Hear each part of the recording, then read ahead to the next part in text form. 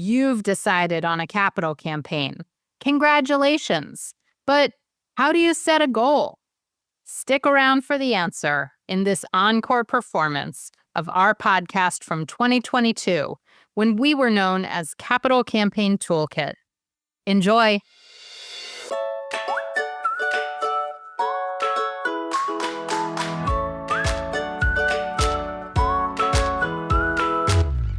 Welcome to All About Capital Campaigns, a podcast that provides fuel for your nonprofit's growth. Each week, Amy Eisenstein and Andrea Kihlstedt, co-founders of Capital Campaign Pro, provide practical tips about raising more money for your nonprofit organization. Here are your hosts, Amy and Andrea.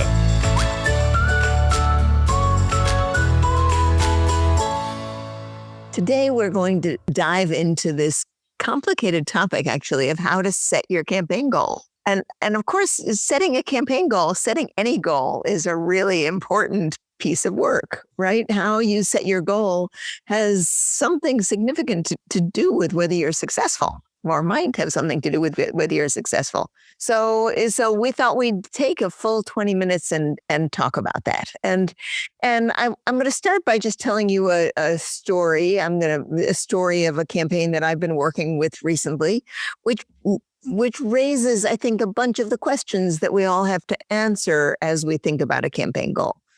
One of the ways to set a campaign goal is to think carefully about what you want to accomplish with the money that you raise and make a list of those things, a simple list. We call those campaign objectives.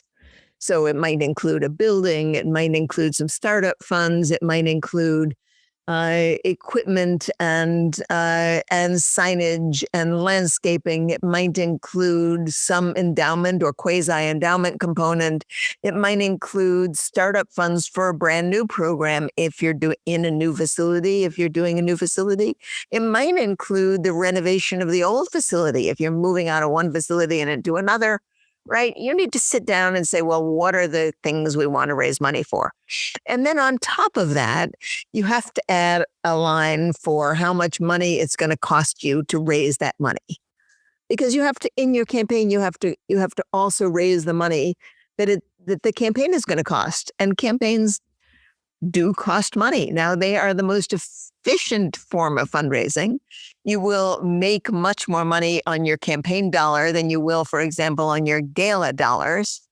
But if you're going to do a $10 million campaign, the chances are that you should be budgeting, about $1 million. 10%. Let's start with 10%. It's a nice round number. It's easy to remember. You may not need all of it. We want to be conservative in our budgeting.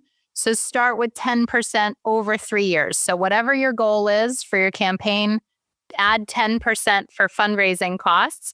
And that includes everything, all your campaign expenses, capital campaign consultants, a new staff member, new systems or technology. It includes donor recognition, brochures, videos, whatever your campaign costs are. Hospitality, as you take donors out. As we start going out again, taking donors out, having little house gatherings, right? All of that stuff costs. And over a 3-year period, you'd be amazed at how much money you're going to spend if you do your campaign properly. So on top of everything you're going to spend to get your program ramped up, which is what your campaign is going to be about, you have to add the line for your the amount of money it's going to cost for your campaign. Then you're going to add all those numbers together. Now, with my little client, they did that, right? They made a wonderful list of all the things they wanted to raise money for. They added it up, and it came to about $8.5 million. Now, all right, that was fine, except that on their board and on their campaign committee were some of the very seasoned and significant fundraising volunteers in their community. They're in a small city. And they're volunteers who had a great deal of experience with campaigns in that particular community said, and it was hard to ignore them, said, listen, in this city, for an organization like this, you're going to have a terrible time raising more than about $6 million, $5 or $6 million. You're a relatively new organization. Annually, you raise about $300,000 or $400,000, right? It just, it's very hard to imagine that you're going to raise more than about $6 million. All right, now that put them in a pickle. And they had some choices to make. All of a sudden, people they respected, and these weren't people who were just naysayers. These were people who know the community well. These were people that anybody would love to have on their campaign committee, right? These were not nobodies. So they had to consider, what are we going to do? Are we going to cut back our building costs, for example? This is was a building campaign. Are we going to cut back the building? Instead of being, I don't know what it was, 20,000 square feet, are we going to cut it back to 15,000 square feet? Are we going to not dig out a basement and have a basement space which we can use? Are we going to significantly trim our budgets? Are we not going to have any cash, any endowment in this? Are we not going to have any kind of cash reserve? Are we not going to pay for startup for new programs? What are we going to cut? What are we going to cut to get this $8.5 million budget down to $6 million? Right? Hard. And they debated and they came to me. They did hire us, and I've been their campaign consultant, and they said, well, we guess we better test a $6 million campaign. And I said to them, listen, if you do a $6 million campaign and you actually cut down your building, in the end, will it give you what you need to move your project to the next level?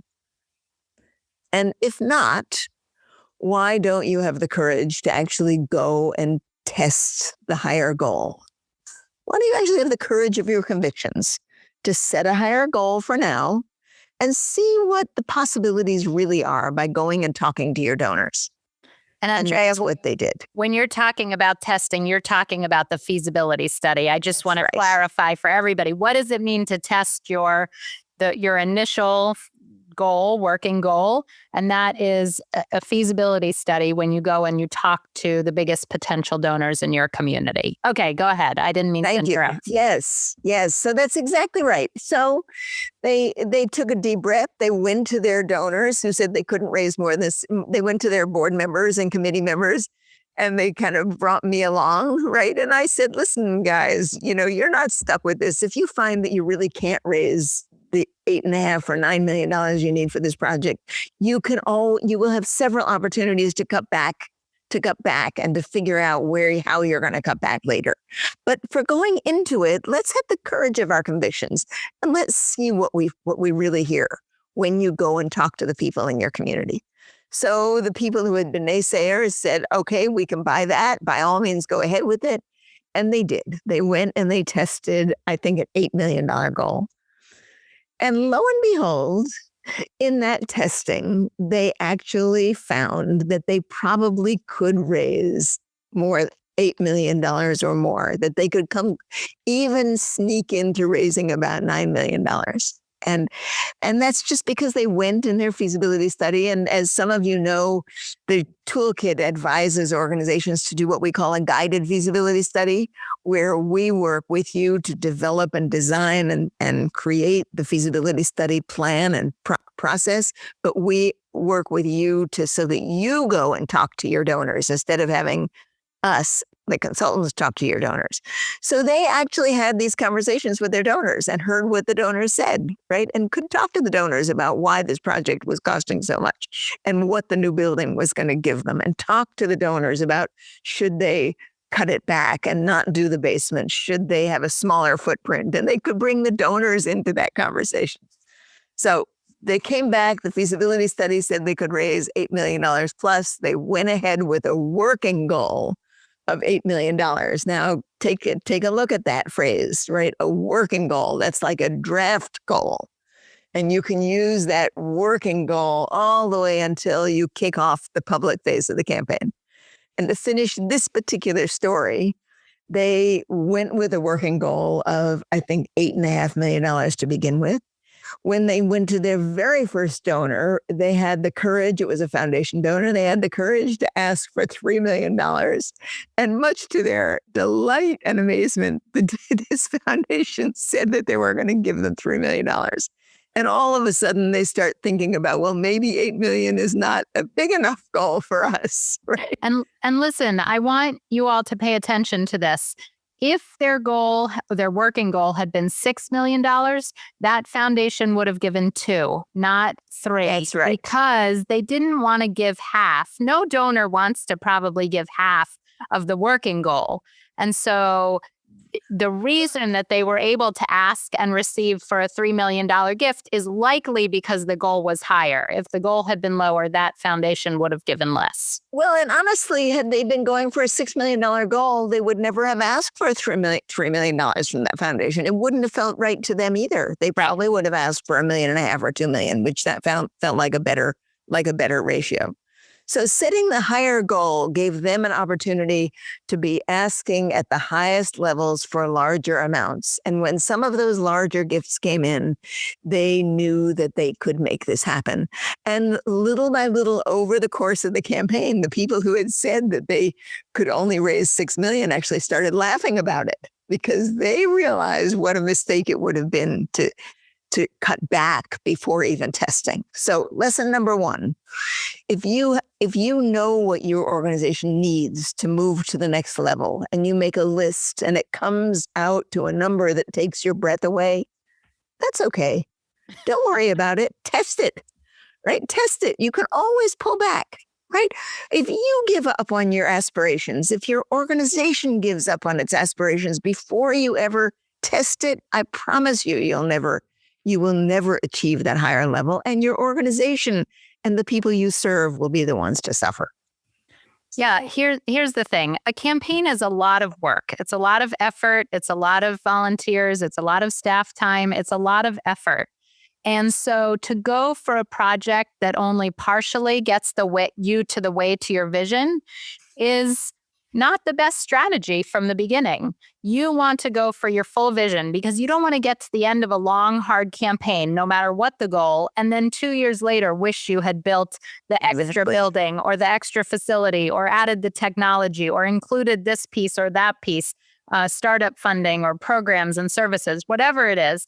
And so a capital campaign is really an opportunity to vision for the next 5 to 10 years of your organization or longer and go for that big vision. And so starting with a scaled back vision is not a productive strategy. So when you're setting the goal, go for your vision. Start with the big vision. All right.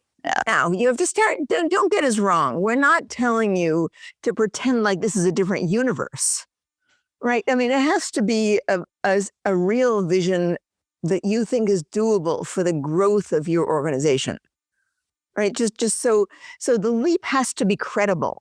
It has to make sense. So that's what should determine what it is you're starting with.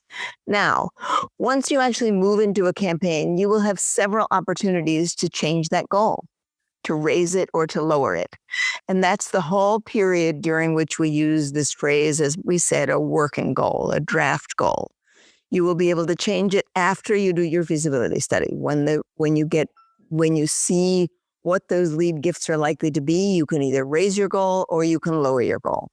Then once you have that goal, then you'll build your gift range chart on that working goal. And from there, you'll actually go out and start soliciting the largest gifts based on, through this what we call the quiet phase of your campaign.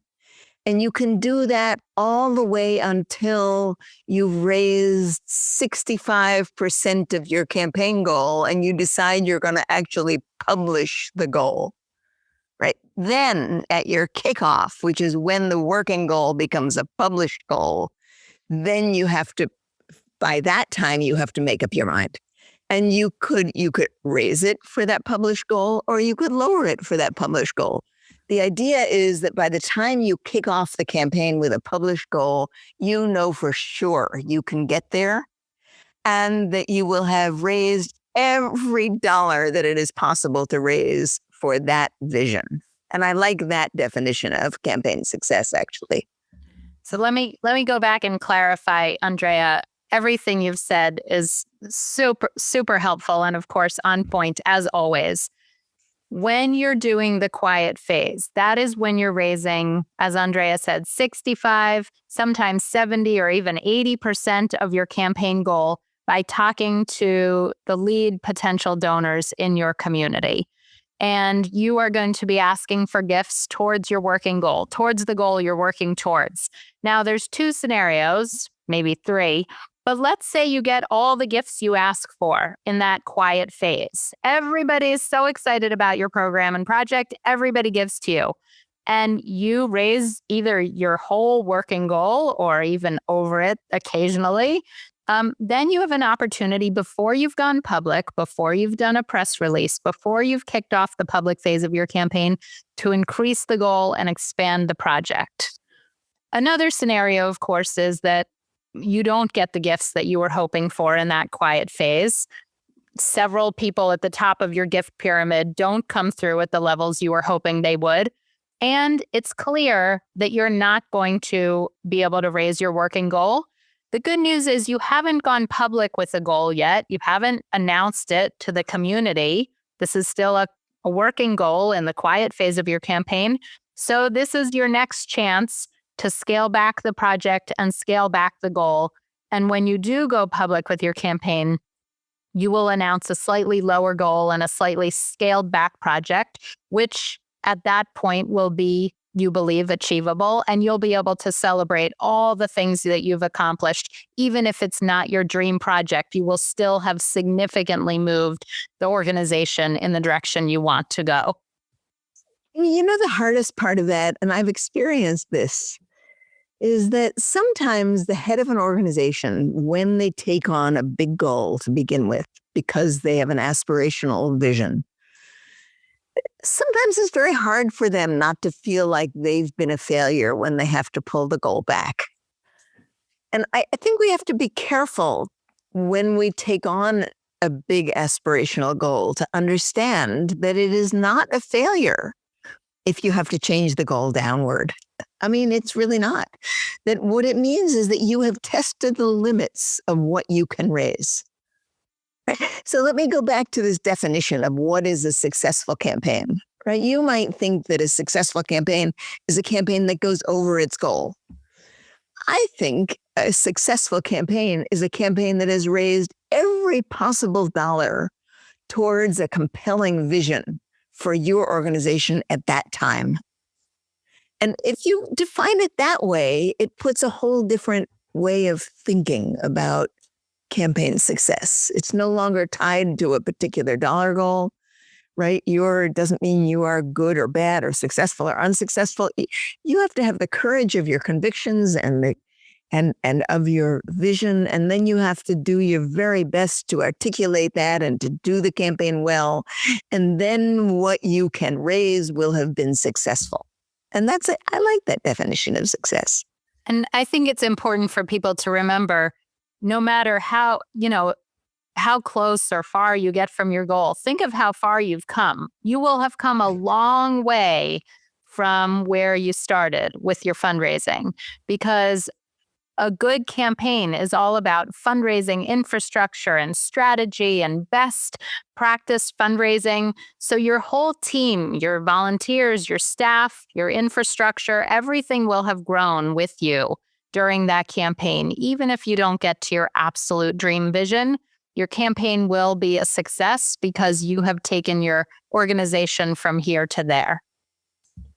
All right. Any last thoughts about setting your campaign goal, Andrea?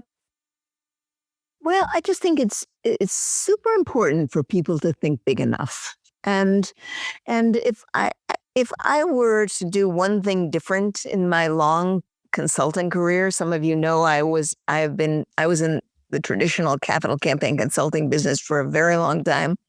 And sometimes I look back on that whole piece of my life and I think, what would I do differently in that? And if I could do one thing differently, I would have encouraged all of my clients to go for more, to be more visionary up front. I wouldn't have let my fear of failure get in the way of their commitment and courage. And because I bet a bunch of them could have raised more money had I had the will and courage, as I have had more recently, to encourage people to go with their vision. So don't be quick to give up on your vision if you think that's really what your organization should be doing to serve your community better. All right, listen, I want to remind you that if you are struggling to come up with your campaign goal or need some encouragement and inspiration, we do free strategy sessions. So please visit the Capital Campaign Toolkit website, and there's a place to apply for a free strategy session or talk to one of our experts. And we would love to talk to you about how you're going to go about setting your goal, strategize, answer your questions, and see if we might be a good fit to help support your campaign.